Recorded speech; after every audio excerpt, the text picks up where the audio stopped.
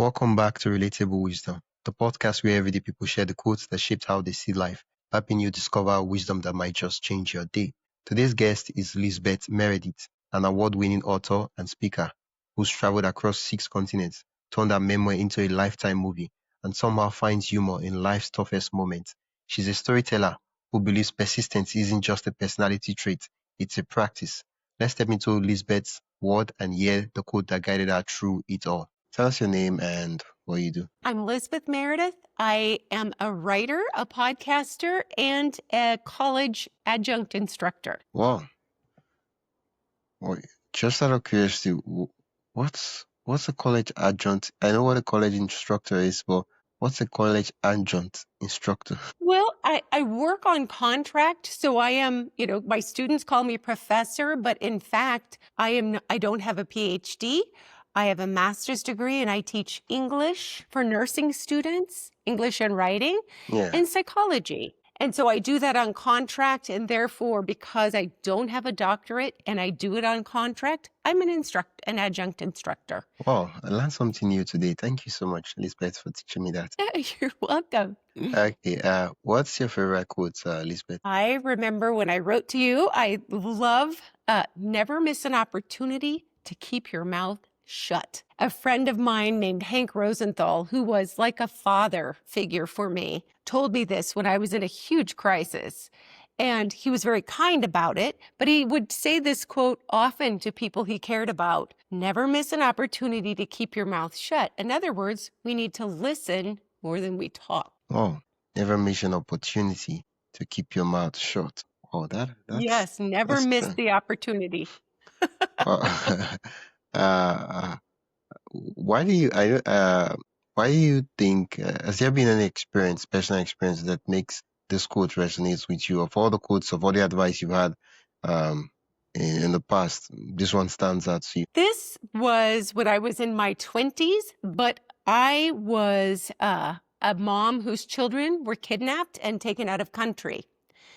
And so I would find myself in the country of Greece seeking custody of the children, my daughters, when they were very little. And it was a very hard fight against their father. And it would be very easy to go and say negative things or spout off, be upset or angry or heartbroken, and say the wrong thing to people and make them to alienate them. And I would have lost my ability to find my children had I gone there and done that. So his advice, he had lots of it, but one of the quotes that he would say is never miss an opportunity to keep your mouth shut.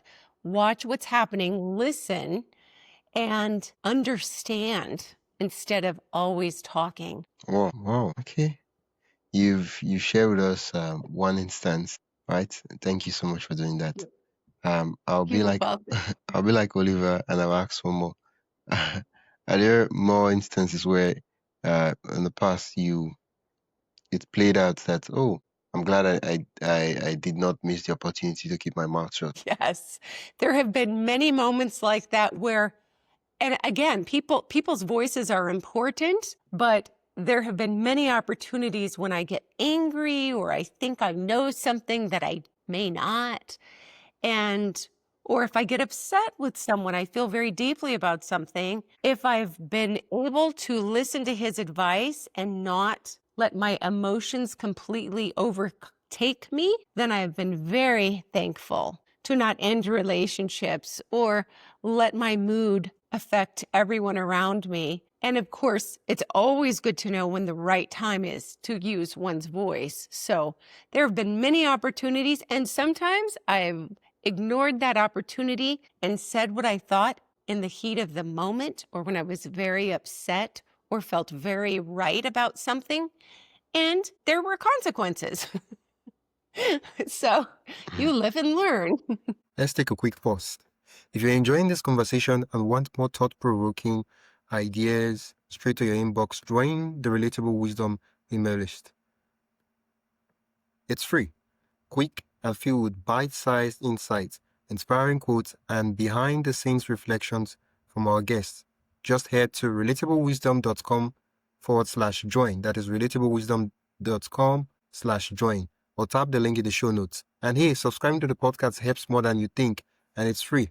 So if you haven't already, hit that follow button wherever you're listening. All right, let's get back to the conversation. So I feel like we zoomed out speaking in overview.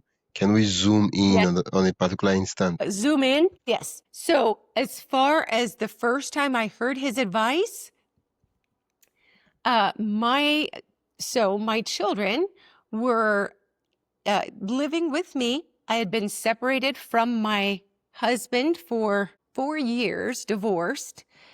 And he took our kids while he had some time with them and left the country without permission. That experience, I was 29 years old at the time, but that experience was probably the most defining experience of my lifetime. And so learning to navigate in state government for somebody in their 20s is hard, but going to another country and learning to be respectful of culture and learn some language and make some allies was critical. But I couldn't have done it if I hadn't really tried so hard. And so I did. I kept my mouth shut at times. There were other times I should have. And I used my voice when I had to.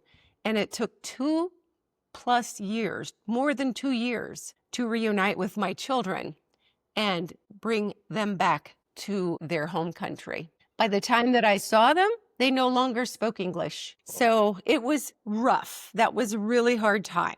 And, that was why I wrote my first book about it, and it became a TV movie.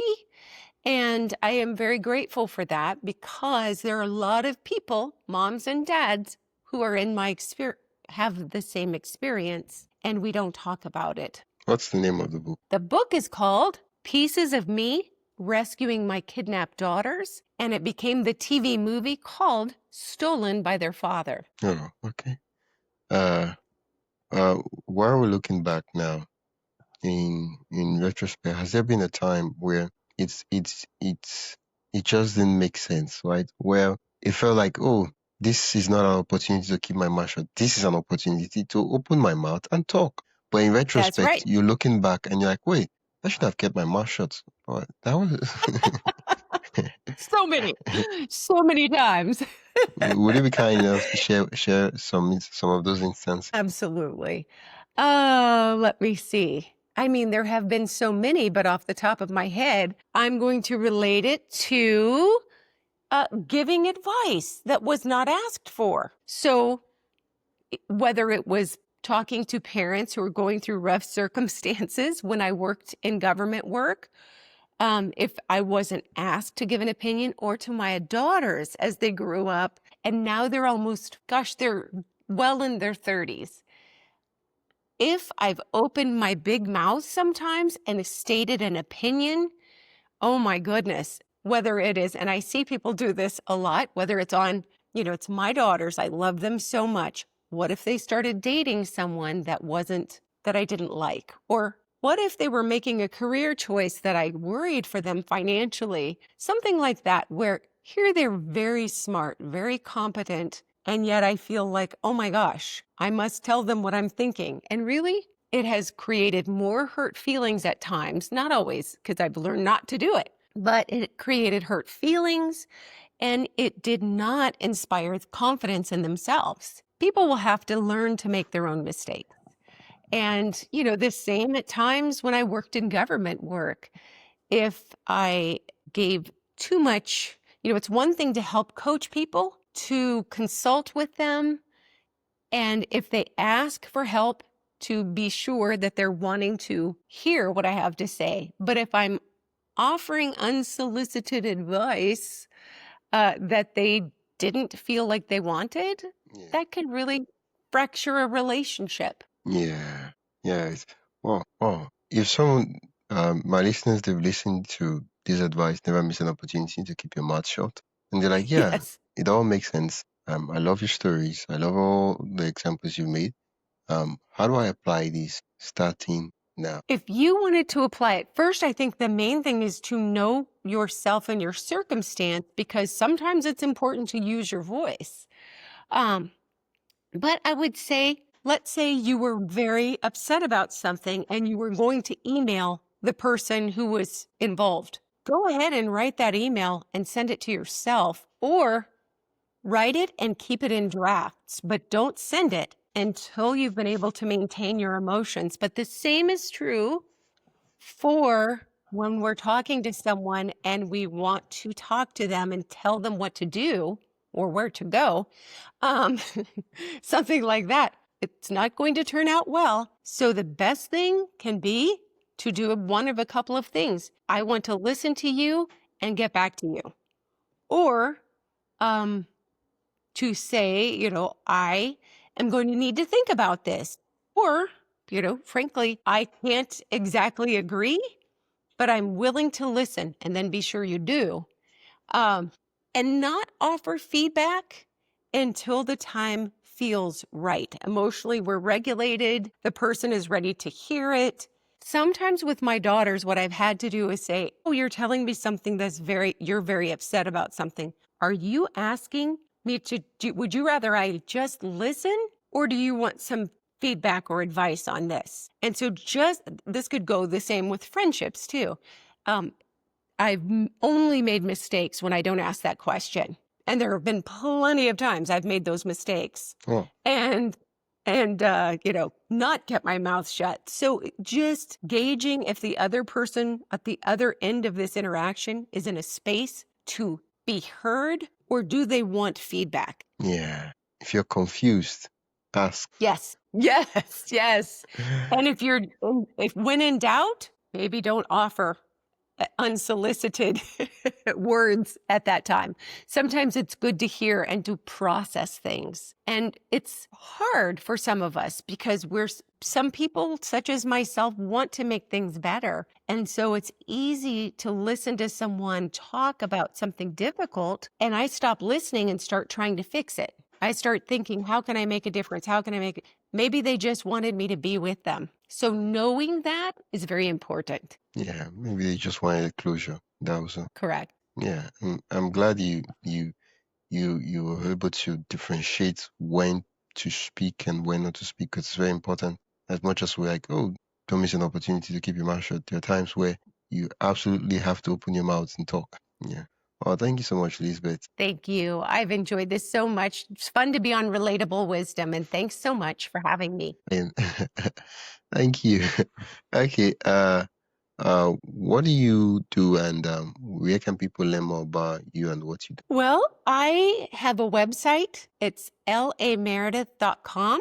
I have a few books out, and I'm listed in a number of anthologies. And right now I'm curating an anthology also. So I'm taking submissions from older women who've traveled alone and have stories to tell. So at lameredith.com or on Facebook, I have an author page, or at Persistence U Podcast with Lizbeth. All of those places. Okay. Our Persistence You podcast. My the podcast just stuck to my head, and I put the links to all other places mentioned in the show notes and description, so you can click and go directly to the place. Thank you so much, Lizbeth. Hi, thank you so much. You have a wonderful evening. Yeah. You've been listening to Relatable Wisdom, and I've been your host, Wisdom Okonkwo. You've been listening to the podcast where every story, quote, and insight helps you see life a little differently. If you enjoyed today's episode, follow the show on your favorite podcast app and share it with someone who loved the conversation. For more inspiring voices and timeless wisdom, visit relatablewisdom.com. Until next time, keep living, learning, and collecting wisdom that matters most to you.